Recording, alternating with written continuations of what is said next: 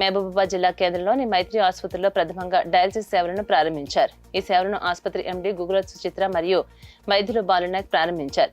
ఈ సందర్భంగా వారు మాట్లాడుతూ డయాలసిస్ బాధితులు ఇకపై హైదరాబాద్, వరంగల్, ఖమ్మం వంటి సుదూర ప్రాంతాలకు వెళ్లాల్సిన అవసరం లేదని తెలియజేశారు.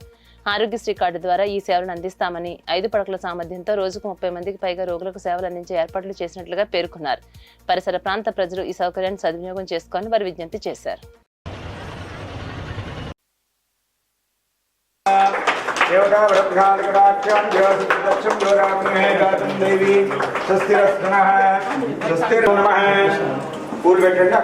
నమస్కారం చేసుకోండి.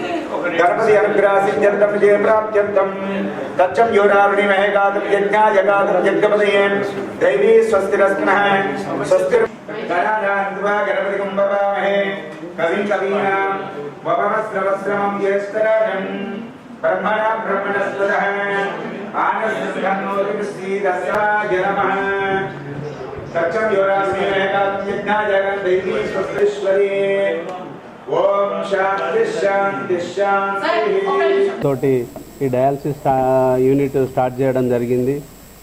దానితో పాటు యూరాలజిస్ట్ సేవలు మరియు న్యూరాలజిస్ట్ సేవలు, ఆర్థో సేవలు, ఆరోగ్యశ్రీలో మనకు ఉచితంగా సేవలు అందించడానికి ఇది ఒక అవకాశం